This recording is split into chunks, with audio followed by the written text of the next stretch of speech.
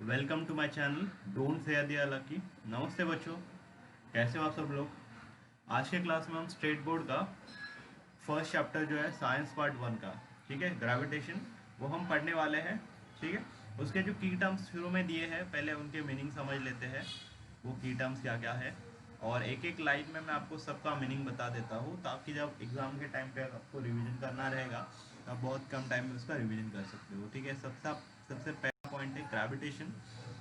What do you mean by gravitation? It is a force of attraction due to Earth on each and every object on the Earth, right ना। कोई भी object जो है अर्थ से ऊपर अगर जाता है तो अर्थ उसको डाउनवर्ड खींचती है। ठीक है, उसी को हम कहते हैं ग्रेविटेशन। ठीक है, जो force of attraction due to gravity और earth is called as gravitation. Second, circular motion and centripetal force. कोई भी ऑब्जेक्ट अगर एक प्लेस से दूसरे पे जगह पे जा रहा है तो उसको हम कहते हैं मोशन। बट कोई चीज़ ऐसी होती है जो एक सर्कल में घूमती है, राइट ना, वो एक जगह से दूसरी जगह जाती नहीं है, बट वो एक सर्कुलर डिस्टेंस ट्रैवल करती है, सर्कुलर मोशन में होती है, राइट। तो उसी को हम कहते हैं सर्कुलर मोशन। और सेंट्रीपिटल फोर्स, ठीक है, सर्कुलर मोशन एक बार फिर से समझ लो कि अगर ये सर्कुलर पाथ है, कोई ऑब्जेक्ट ए है, ठीक है, या कोई ऑब्जेक्ट यहाँ पे ए पॉइंट पे, अगर ये पूरा घूम के कुछ डिस्टेंस कवर कर रहा है या पूरा घूम के फिर से यहाँ पे आ रहा है, ठीक है, उसको हम कहते हैं सर्कुलर मोशन।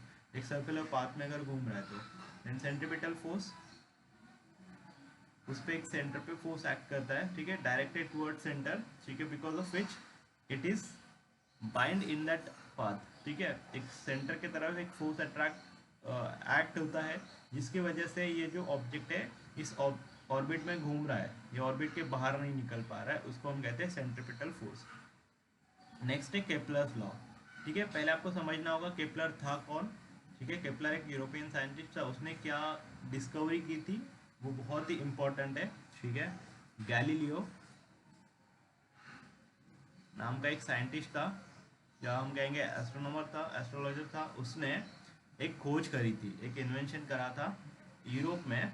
पहले ये कंसेप्ट था कि अर्थ जो है फ्लैट है और सन उसके अराउंड घूमता है। ठीक है, तो जिनको मॉडर्न कहते हैं उनकी 1500 में जैसे ऐसे विचार थे। ठीक है, ऐसे उनके कंसेप्ट थे कि अर्थ जो है फ्लैट है और सन जो है अर्थ के अराउंड घूमता है।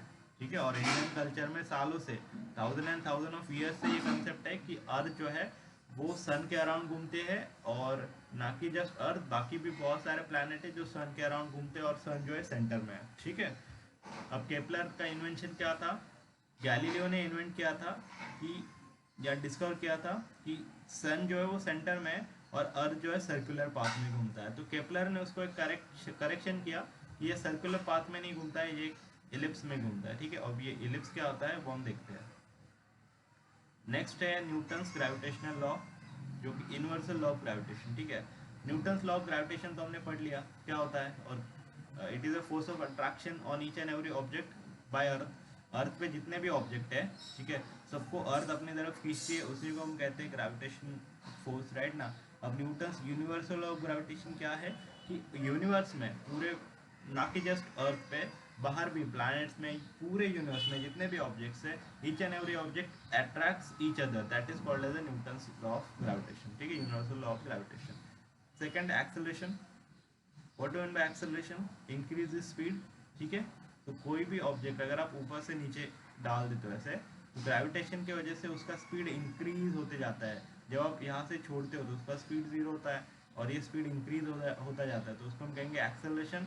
And acceleration of because of what?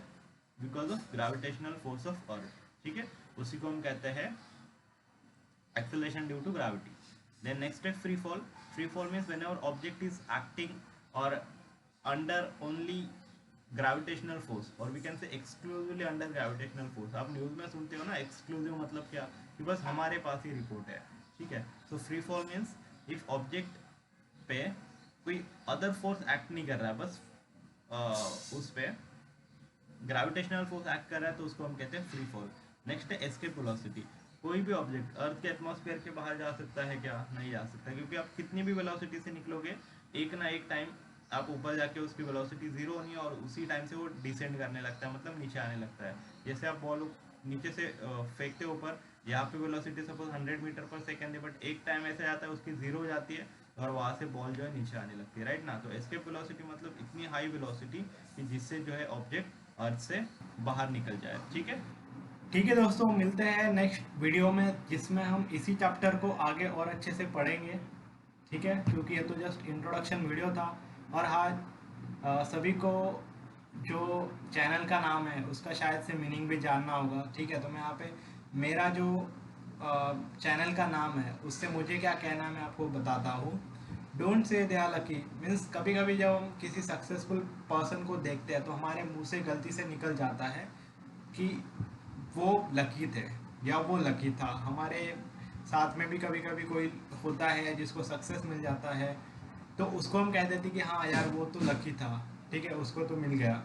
But actually कभी ऐसे कहना नहीं है हमें, बिकॉज उन्होंने वहाँ तक पहुँचने में बहुत सारी मेहनत की होती है। कभी वो मेहनत हमें दिखती नहीं है, ठीक है, हमें दिखता है तो सक्सेस। ठीक है, तो इसीलिए कोई सक्सेसफुल पर्सन है तो कभी ऐसे कहना नहीं है उनके सक्सेस के बारे में कि ही इज़ अ लकी। ठीक है, हो सकता है, बट उसकी मेहनत भी उसके लिए बहुत मायने रखती है, उसने उसके लिए भी बहुत मेहनत भी की होती है। ठीक है, तो चलो मिलते हैं नेक्स्ट क्लास में, तब तक ख्याल रखना अपना।